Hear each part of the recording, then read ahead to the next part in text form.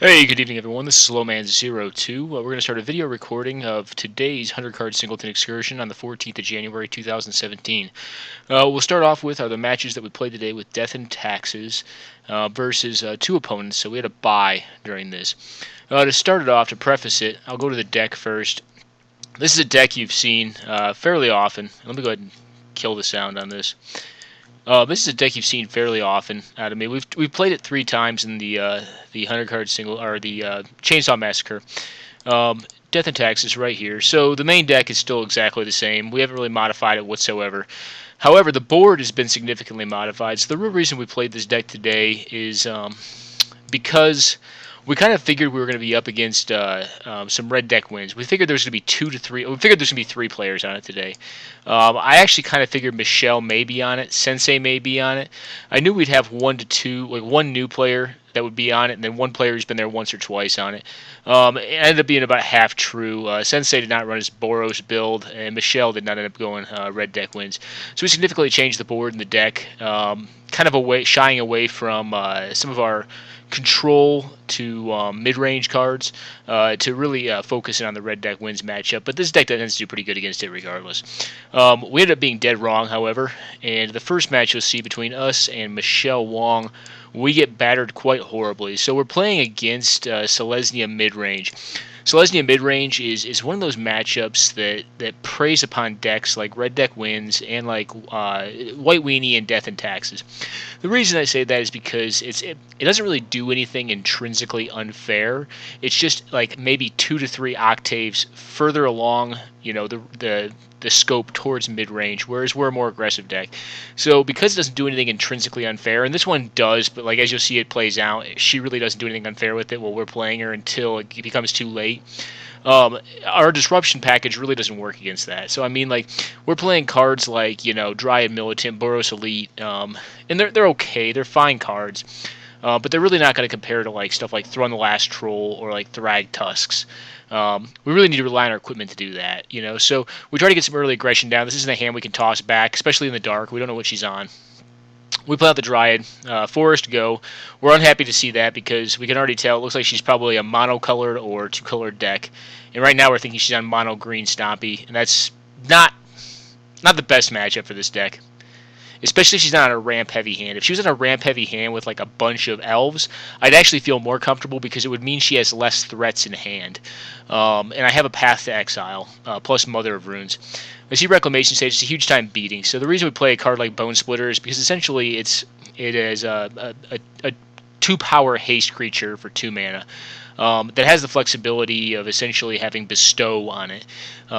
You know, so great card, and we're upset to see that go because our threats really aren't that bad right now. Like, they're not that good, especially with only 2 of them, and the Boros Elite is a 1/1. We're really banking on the Bone Splitter to help us out.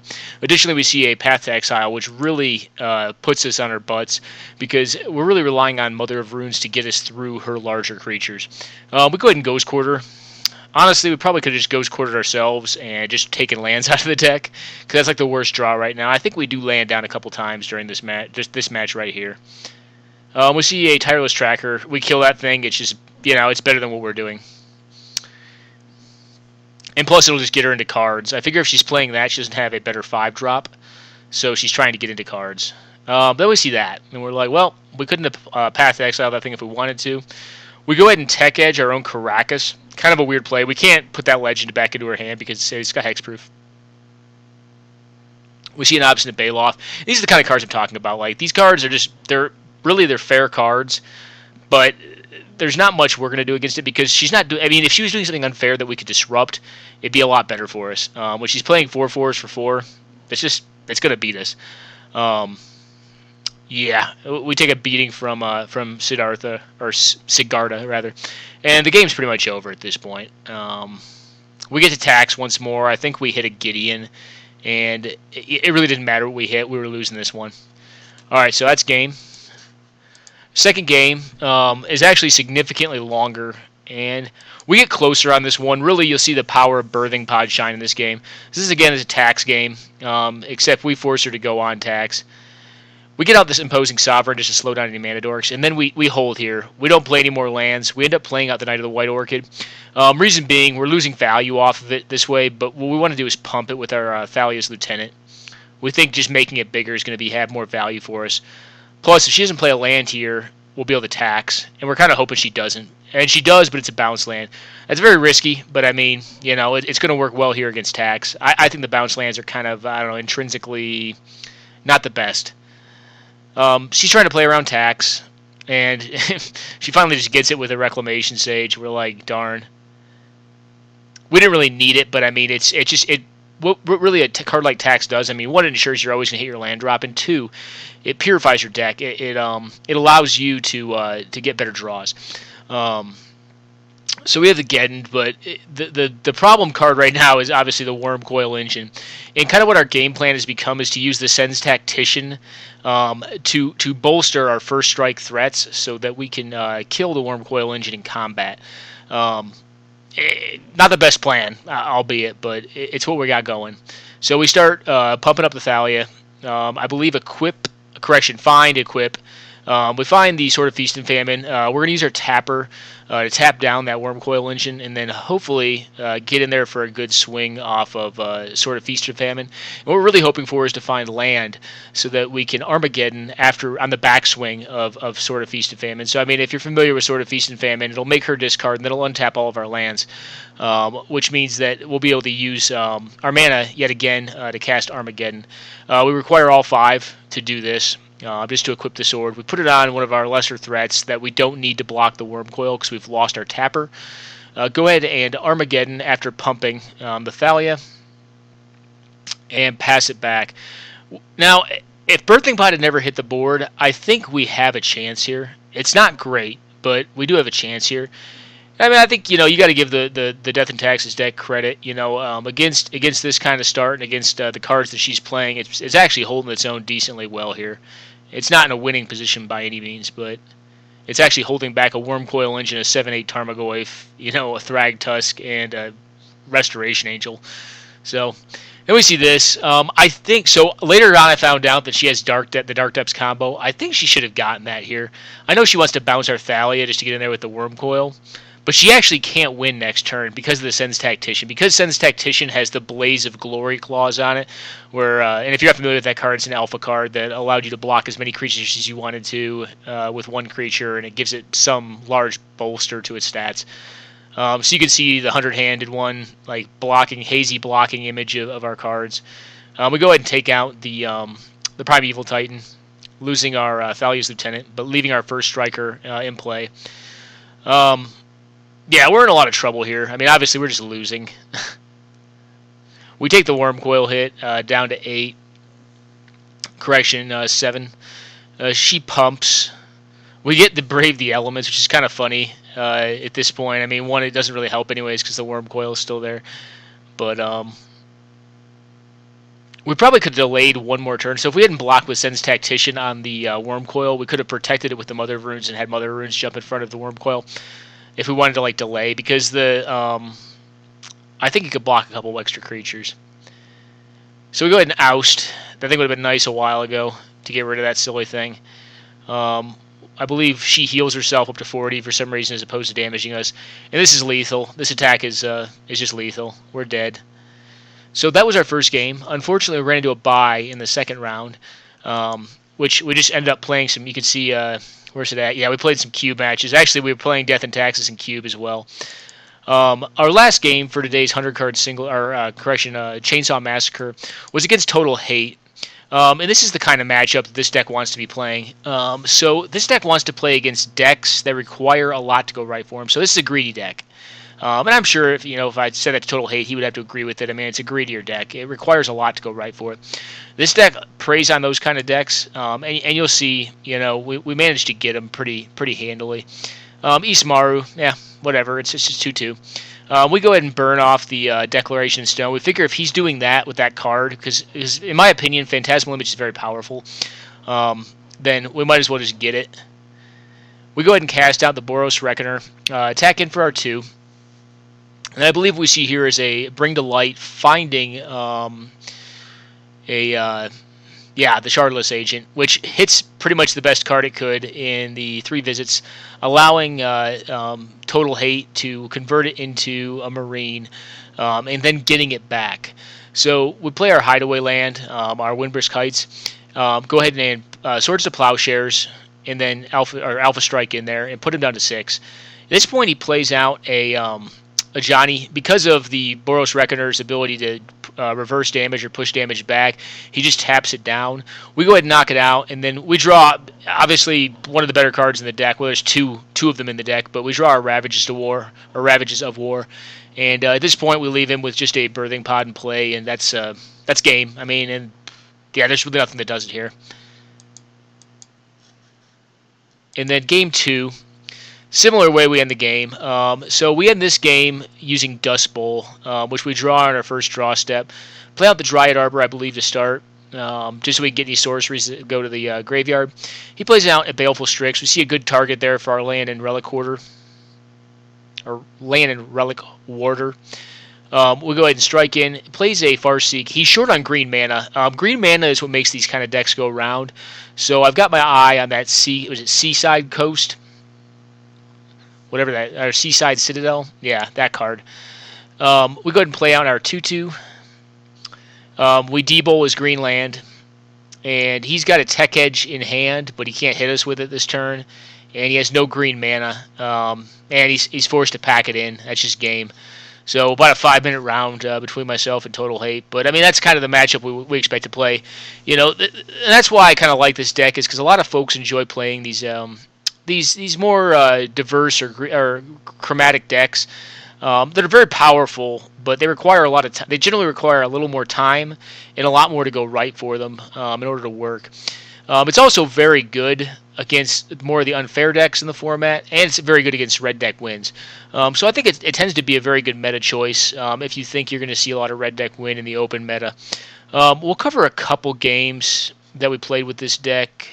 Let me see here. So we ended up playing Dots after the finals kicked off, and this is a game between Death and Taxes and Dots right here on Grixis. I think we're a little favored in this matchup. We put down the land tax.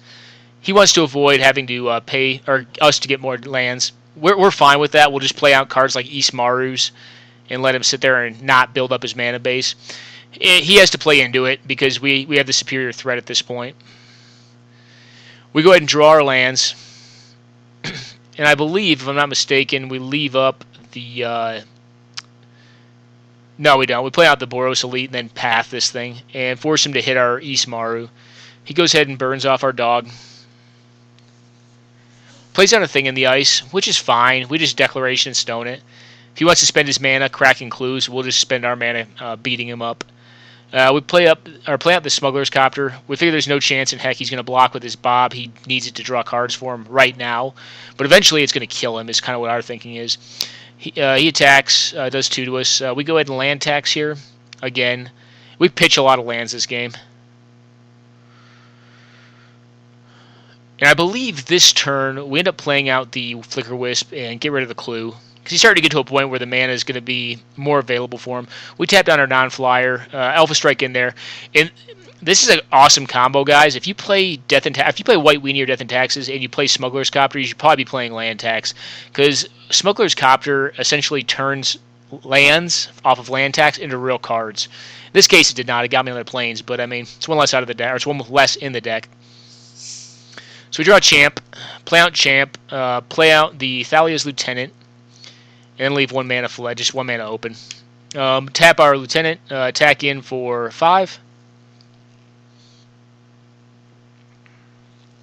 And then discard another land we got off land tax to find a Leon and Relic Warder.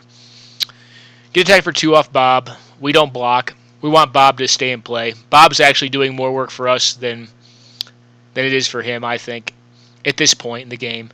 But he counters 2 of our spells, and we just have lethal on board. Maybe just wanted to see what we do. So we get him there. Second game. As you can see, like, this deck is really the only area it doesn't shine is kind of in the one that you saw in the very first match we had. Like, if you're playing, like, mono fair, green-white little kid, like, that deck tends to beat this one. But if you're playing against like Grixis control, Zoria's control, this deck tends to shine. The way I built it, it tends to shine. I think you can make it much better for the mid-range matchup. But, because there aren't a lot of 2-color mid-range decks, and because those decks tend to get eaten up by the 5-color good stuff decks, you don't see them as often. So that's why I think this is a well-positioned deck. I'm not going to say it's the best deck in the format by any means. I just think it's well-positioned. So, yeah, we start attacking with our flyers. The Vryn Wingmare was from the board. We get complicated here. Okay. That's fine. We've already got 4 power and flyers. We end up losing 1 to the Grim, but we got him down to 9 at this point, so we're feeling pretty confident. We go ahead and play out the Porcelain Legionnaire first because we figure he'll counter it. We really want the Avenger to resolve. So we counter Flux, perfect, and then play out the Sarah. Just a better threat, plus it flies and can't be blocked by the True Name. He plays on his Batterskull, and it's pretty much days or bust right now, and it's evidently bust because he has no days or force of will. And that's that game. We'll play one more with dots. We'll show one that we just get handily trounced in. We played red deck wins here, and we just get beat up on. Mountain on top, put it to bottom. Play the Grim out. This is way too many lands, and we're card light. We end up playing out the Ash Zealot. We get force spiked. Terrible. You're kind of hoping on your turn. If you're on the play, your turn 2 plays are going to resolve. He has a lot of small interaction. He has, we're out of cards already, and we're on a 1/1 that pumps. Whoop-de-doo. I mean, we're going to get in for 4 here. Or 5, I'm sorry. He burns this thing out with his Grim. I think I thank him here for not making me tap all my mana because I'm going to, it's possible we may have wanted to keep our Teetering Peaks for another haste threat, but I mean, I'm kind of at the point, with this, right where in this game state, we're not going to win. I know that. I mean, there's a hope, but it's pretty much just a hope. We see the land, and we just say, nope, we're good. You got us. That much discard is just a beating against red deck wins. You need your cards. You're essentially a combo deck. Play out the Swift Spear. Good start. Not a phenomenal hand, but it's okay. I believe we play out the Berserker and the Firebolt next. We hold on to this Confluence forever. This Confluence, if it ever resolves, is going to probably win us the game. Unfortunately, as you'll find out in the last turn of the game, which I believe ends up being turn 8 or 9, it does not resolve. We lose our Lightning Berserker. Play out the Grim.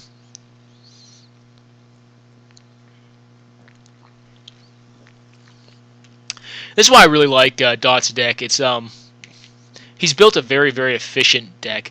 Very, very efficient, rather, Grixis deck. I've definitely had my adventures with Grixis, and maybe I was a little too Timmy with it. I probably went too big on it, but, this deck definitely has had more success than the builds I've made of it.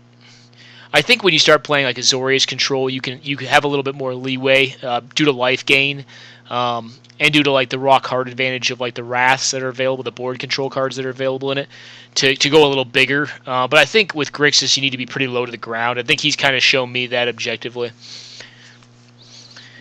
It's just it typically has problems against decks like this. Very aggressive decks, Grixis tends to just get beat by because it doesn't have a lot of life gain. I mean, you see that in the Death and Taxes matchup we had. So he bounces back our haste creature. We sacrifice nothing. Consideration is activating the Mutavault just to gain the life. That's pretty bad, though, I think.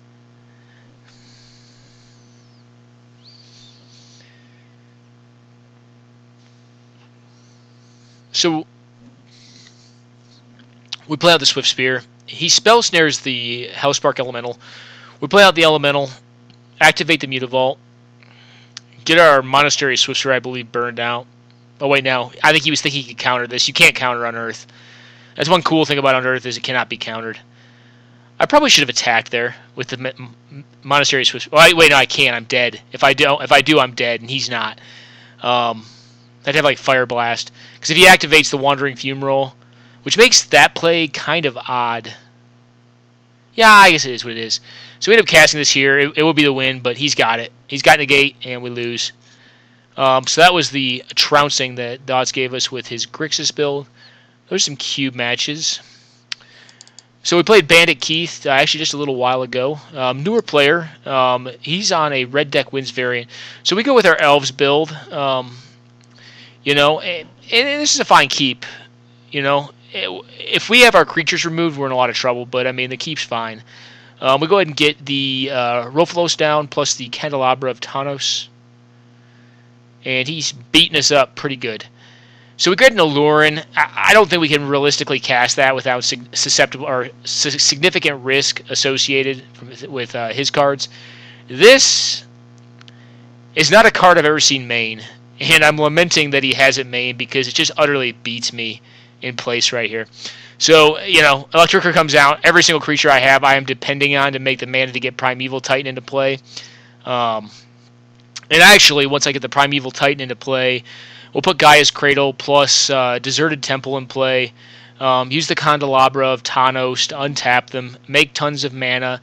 Likely, what we'll do is sacrifice all of the creatures after putting a Lurin in play, other than the Primeval Titan, or maybe even the Primeval Titan, and find additional creatures until we can get to our Crater Hoof. It's not deterministic, but it is very possible that on the following turn, if we had not had all our creatures killed, we could have gotten a Crater Hoof Behemoth or gone infinite with Alurin. Because this is essentially just a combo elves build, but I mean, it does need its early elves to win. So game 2, similar, unfortunate turn of events.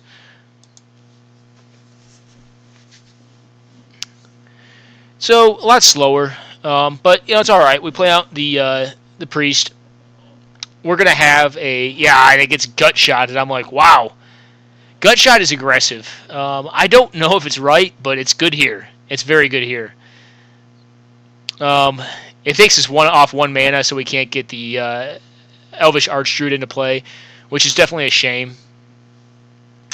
We have to play this thing out just so we don't die. I believe he has a threaten. He takes it, attacks us with it. We're down to 2. And, we're dead. Even if we weren't dead to whatever he cast there, the 4 mana, 4 damage burn spell, we're going to be dead anyways. Very explosive draws from him, and not the most explosive out of ourselves. But next turn, we had a big... I think 2 turns down the road we're looking at is a Crater Hoof. We need the next turn plus the turn after to probably win. So the next game we play is us against Bandit Keith as well. And we are on our Death and Taxes deck again. And this is the matchup we were looking for earlier today. He plays on a Grim. We just go ahead and oust it. We got a lot of 1 toughness creatures. We see Sparksmith and we're like, sheesh, we're going to have a tough time here. And we do in the beginning, but eventually we turn the corner on him.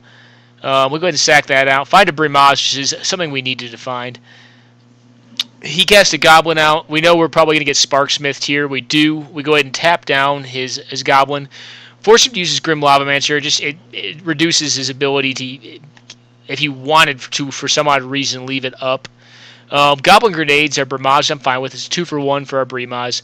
Cast out the Sword of Fire and Ice, then play out Thalia. Force him to remove it on his turn so we're not getting attacked. We get hit for 7. Not good. So what we do is we draw the Banisher, take the Grim, because we don't want him to burn us around our creatures. We want our creatures to be able to protect us. Kill the 4/1, get hit for 3 more. And at this point, he's out of cards. So we have to exile that. Alpha Strike, strike him with our 1 creature. Kill his Sparksmith, and then just play out a bunch of nonsense threats. Just trying to gum the board up and kill him as fast as possible, because his top deck is a little spooky right now. We really only need 2 turns, though. Like, if he misses twice, we're going to win. Is kind of what it's looking like. Yeah, he gets that thing. That thing's fine. He can do 1 damage with the Arcane Teachings once it's off haste, or once it's off Summoning Sickness. We go ahead and give protection to all our stuff with 8.5 Tails. 8.5 Tails is in a weird place in this deck. Because it is an Armageddon deck, the card sometimes becomes irrelevant. But when you want it, it's great like this. So we end up winning it from a very dubious position at 2 life. The second game, unfortunately, got bugged while we were playing, and we dropped. But you'll see how the game goes. We pretty definitively won it. We get Searing Blaze there. That's fine. Cast out Warmth. I feel like once I have warmth on the table, like, it's, I don't know. As they say, it's going to be a cold day in hell before the red deck win player can get me. So again, I know I lobby for the card a lot. Deathblade Elite does me some work here.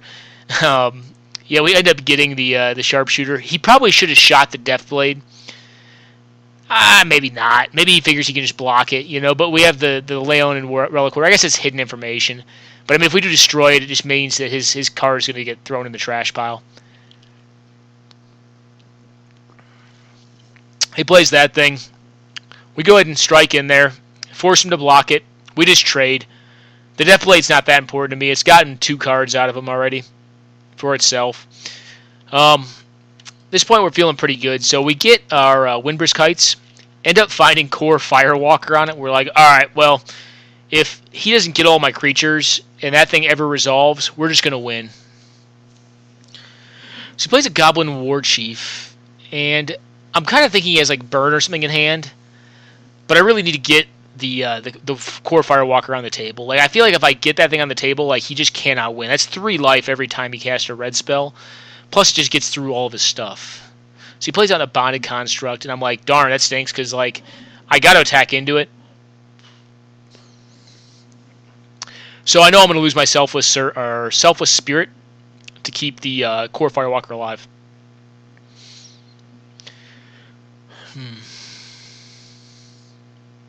So Lightning Blast comes out, you know, and we probably could have played around this, but we also don't want to take, you know, 4 turns to kill him with the Core Firewalker. You know, we lose everything with the exception of the Core Firewalker. He cast a bunch of nonsense out. Like, Spark Elemental was kind of funny to me because it's like he cast this thing and we gain just as much life as he did spending a mana to put on the board. Now, Goblin Bushwhacker makes it make sense because it does give him +1 damage on the Spark Elemental, -1 damage on the Goblin Bushwhacker, and then 5 damage for free off of the Goblin War Chief. So, I mean, the damage delta is like 6 or 7. And he goes ahead and concedes there. We actually dropped at that point because the game unfortunately broke, but we had it. I mean, we needed 2 turns to do it, but we had it. So I think, yeah, we have one more game here against Dots, and maybe we'll cover a couple more. This is actually a very old deck. So, like, I was playing against Keith, and I was kind of inspired to play one of my older decks. Like, I haven't played this Goblins deck in forever. And it's cool. It's a cool deck. It's old, and he's updating, that's for sure. We're doing what Goblins do and just being aggressive. I mean, we have a Goblin Guide, Skirk Prospector to make a ton of mana, and then Goblin Cohort, which is just like a 2-power thing that can attack, and it's very cheap. Get our Mount, which is good. So we play out the Zozu, figure it's going to get countered. It gets Memory Lapsed, which is That's fine, though, because I mean, I know at least I'm going to be drawing a creature I can cast to allow myself to attack with a Goblin Cohort. You kind of have a shoe card advantage when you're playing a deck like this. Like, you just don't worry about it. Not at all. So we cast it. We strike in there. Yeah, I mean, these sorts of decks just spew value. I probably should play a real Magic deck. Oh. Yes, we lose our Zozu. He ditches his Shriek Maw on one. He has 1 blue mana left. Alright, we draw our land, and we play this thing out. We attack in just to get our 1 damage in. We sack that, use the mana to ping him for 1 off of the Spike Shot Elder. Now we've got him at 4. He plays a Liliana. We lose our Skirk Fire Marshal, which is kind of dead anyways. We don't have enough creatures. And we draw Chain Lightning, and that's good enough. No counter magic in hand, or his counter magic is like Miscalculation or Mana Leak. So we go to boards, and actually it's funny because we rediscover a board card that has significant impact in this game. I haven't played it in a long time. I think it's Mind Spark Elemental. So he ponders his first turn. We got a pretty solid keep. Play on our Cohort. We have that thing again. We're looking to play the Pile Driver next turn, but he has Inquisition of Kozilek and discards it for us. We go ahead. We do find our land. We go ahead and play 2/1 drops out here. just kind of mitigate his counters. At this point, we play out the Goblin Matron. He allows it to resolve, which is cool. We realize at this point in time that we don't have Goblin Recruiter in the deck, which is probably bad. It should be in the deck. If you're going to play Goblins, play Goblin Recruiter. I don't know why it's not in this deck. I think I thought it was banned or something. I don't know. Or maybe it was banned at some point whenever I was playing this deck, which is like many years ago. I don't know. But there's no Goblin Recruiter, and even though I own the card, it's not in there. That's the first card I went to look for with the Goblin Matron. So here's Mind Spark Elemental, and this card is actually kind of crazy. Like, one, it has First Strike, which is cool, because like a lot of red cards do not have First Strike. Yeah, we get the Arsonist. Cool. But the ability to do 2 damage every time that a player casts a blue or white instant or sorcery is pretty robust. That's no joke. I'm surprised he doesn't bolt that thing there. I guess he has to get rid of the Sparker, though, because it'll just get rid of his threat. So we get 2 damage off Hydroblast.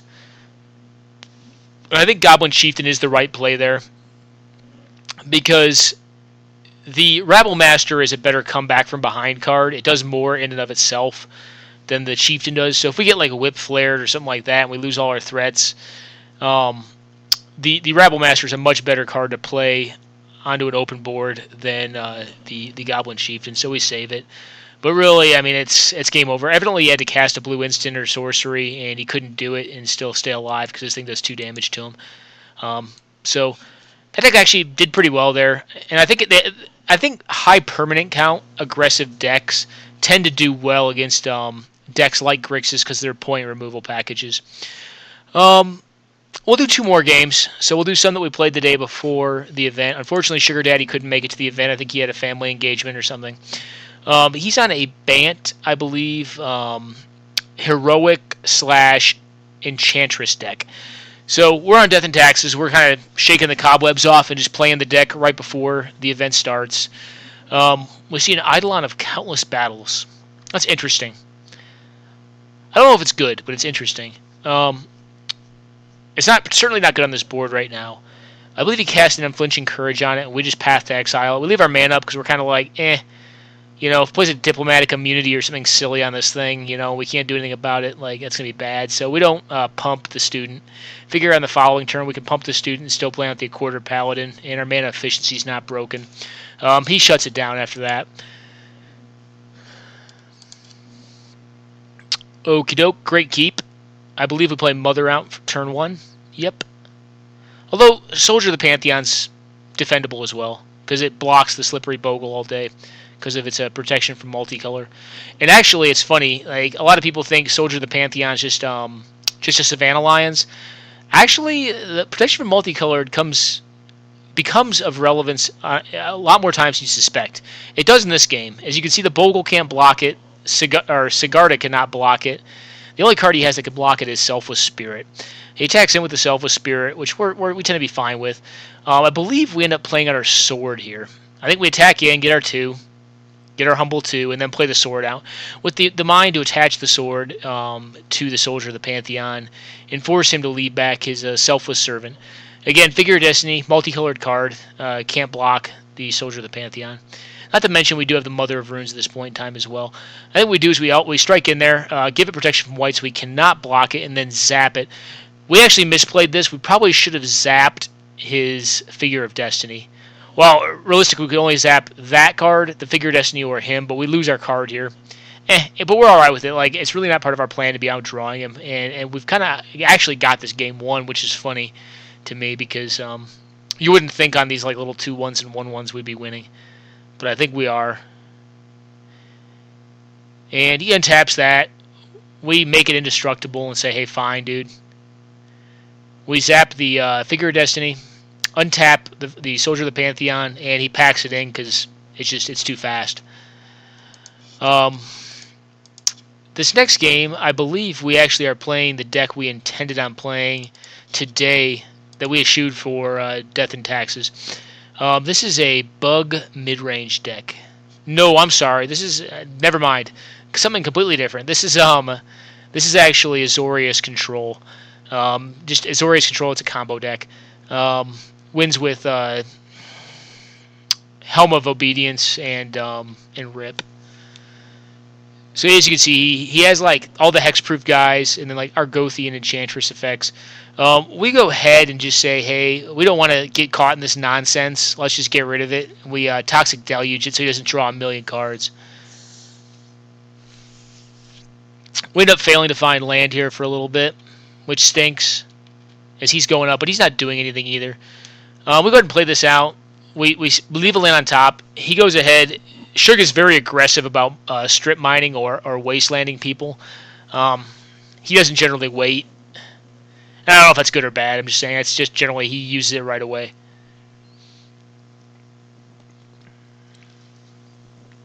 We go ahead and venture back one of his lands. We're really just doing that so we don't have to discard. And we're pretty sure he's on counter magic. When we see this, we figure maybe he's not. And we figure we have a window to open up, or we have an open window right now to resolve our Jace and get up on cards. We take the 2 lands, easy. That's what we need right now is land.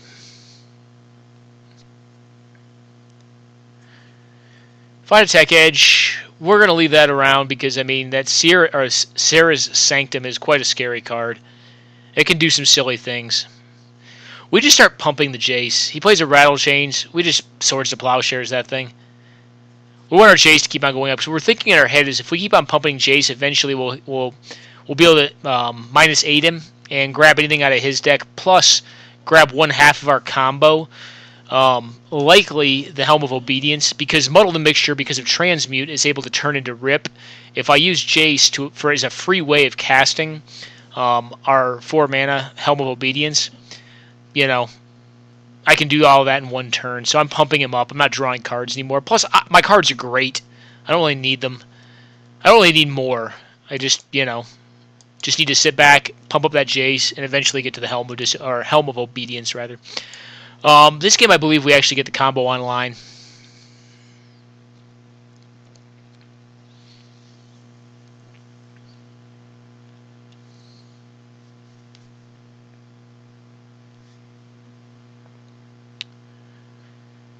So yeah, we go ahead and brainstorm here. We found the Enlightened Tutor, so we know we have all the pieces we need to assemble our lock. We just need a lot more mana. We see a Jace the Mind Sculptor, which is fine, because, I mean, we're going to resolve our own. He tapped out for it, we're going to get our own. And frankly, we already have an answer to a Mind Sculptor in the form of Council's Judgment. Although, we'd rather not use that card on Jace, because we have other cards that answer Jace, because he is targetable. Stuff like Oblivion Ring, Detention Sphere, all that kind of stuff.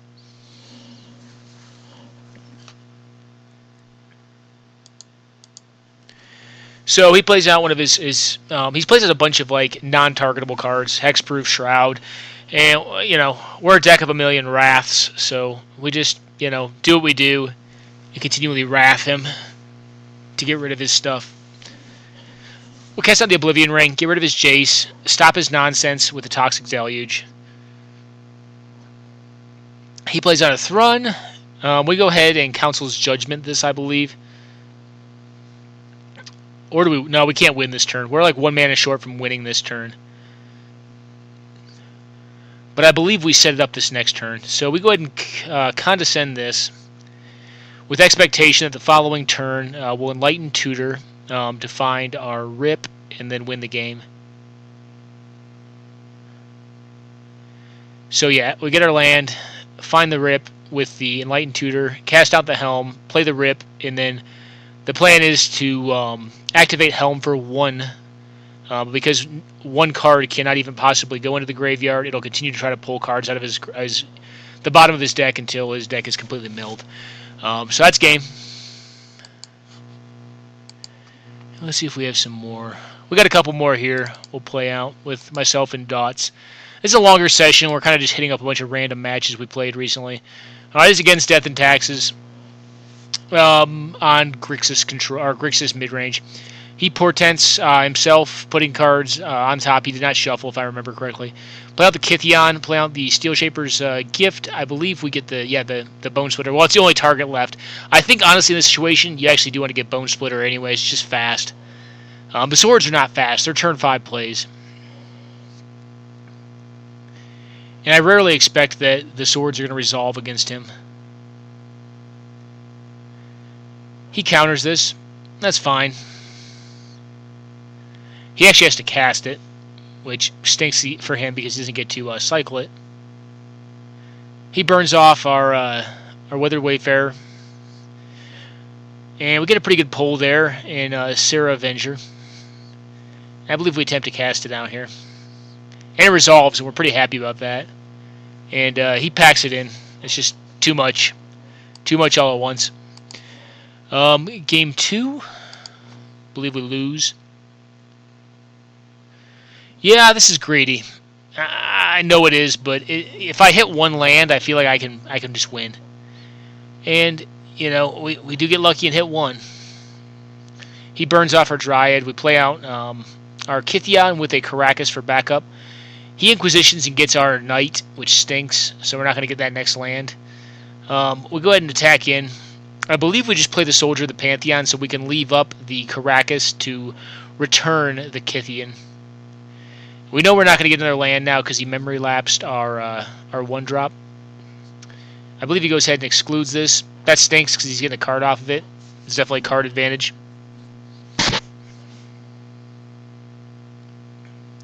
We get Dust Bowl here, which is kind of like the best worst. I mean, I got to jam it. So I jam it, and it gets countered. The Selfless Spirit does. I believe Condescended. Yep.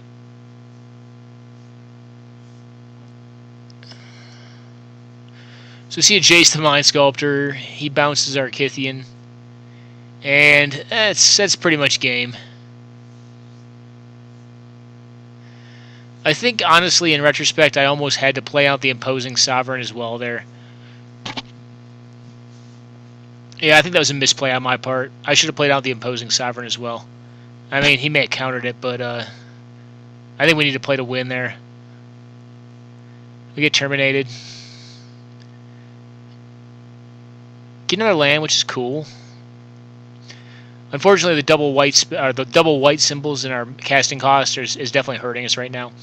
We're looking to go with the Aven Mind Sensor on end step, or upon fetch or search of his library.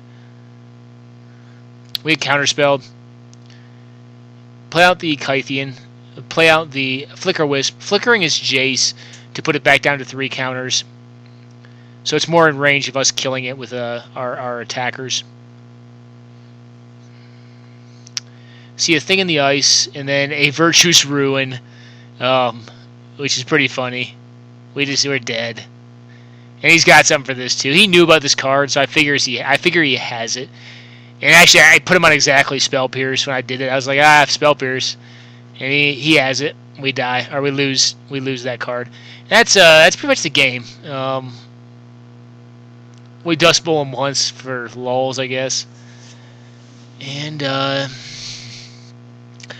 guess we're kind of hoping that he dies with Dark Confidant with a Jason play. That's probably not possible.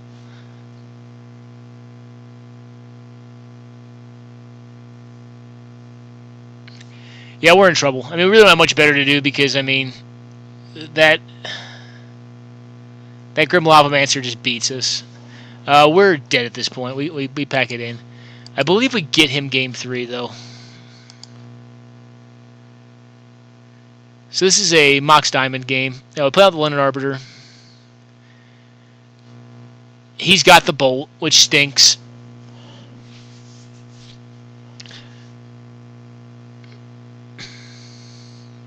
So he's on 2 basics.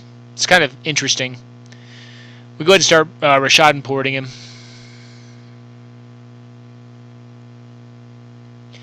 Get the Copter, which is good. We're definitely hoping we don't get countered here. Yeah, we do.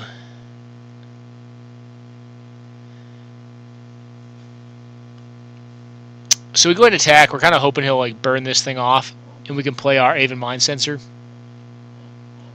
And eventually, what the hope is to get to Armageddon. But right now, it's not looking like that's going to happen. I think we get whip. Yeah, whip flared.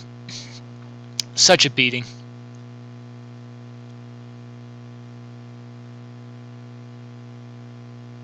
So we get in there for our 1. End up playing our Mardu War Reaper. And I believe he just lets us resolve. I think we get Pyroclasm next turn.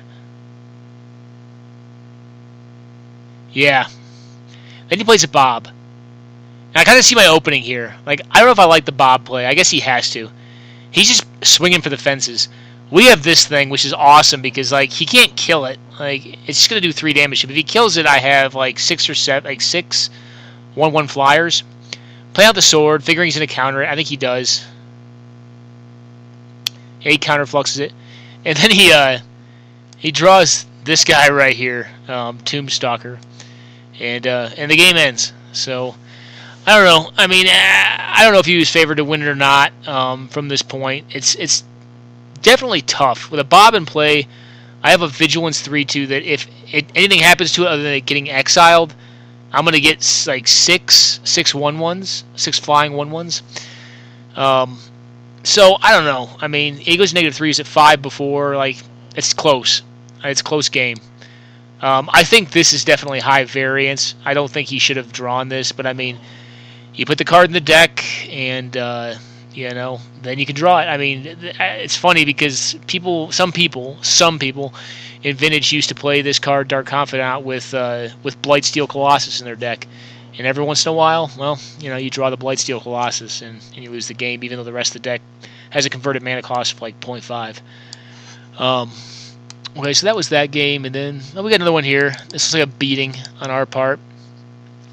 We'll play this one out, and then we'll wrap it up, folks. This is Red Deck Wins again on his deck. My Red Deck Wins is more spell-based. It has not had a great track record against his Grixis deck. Yeah, we get 4 spiked. Actually, we already watched this one. We've already seen this one, guys. I'm sorry. I'm sorry. I was looking at this one up here. This is a different match. So this is 4-color Blood. My guess is, because I think this deck's pretty good, we just get mana screwed. He probably blows up our Noble Iarch, and we just can't get mana.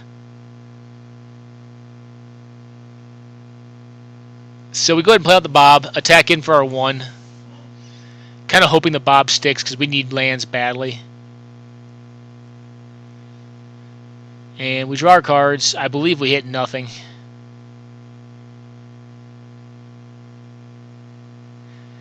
Yeah, we at least get the Sylvan Caryatid. We go ahead and Inquisition of Kozilek to see what's in his hand.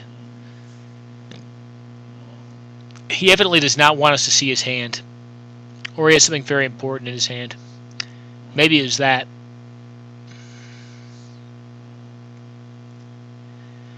We cast out the Eternal Witness. It gets countered instantly. Really what we're looking for is the Inquisition. Brainstorm. This game is readily getting out of hand, so we're taking a lot of damage off our Bob, plus we're getting attacked, you know, with a growing army of elemental tokens. We draw a Sorin, Lord of Innistrad, and a Thundermaw Hellkite, and we pack it in. We're not going to beat this. We've drawn, you know, 3 or 4 extra cards and haven't seen a land, so that's sometimes magic. And then game 2. Hopefully we have more of a game here, but I think, yeah, we keep this. It's a little risky, but it doesn't have a lot of early action is the problem with it. We get his Perish out of hand, but we get Wastelanded, which is terrible. I think we just miss. Yeah, I think we just tragically miss on lands. Maybe that's all it is.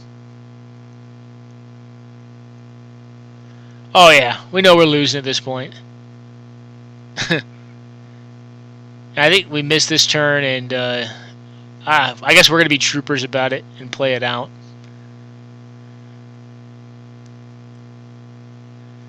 Play out the Thalia. It's all we can cast. And I think that's game.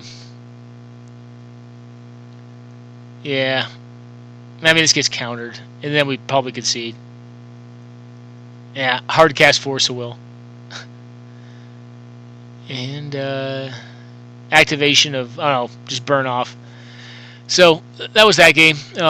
Pretty fun series of different games. Hope you guys enjoyed them. If you have any questions about the decks that I run or any of my videos, please feel free to hit me up. Also, I do this as a promotion for the 100-card singleton format, which is a non-supported format on MTGO and is played pretty religiously by a small community of, I think, pretty decent folks.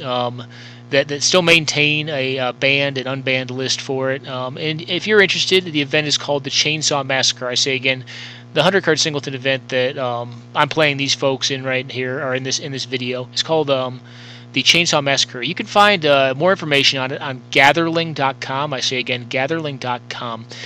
The actual event itself is a free, say again, free player-run event with, I believe, a payout total of 12 tickets. I believe 6 to winner.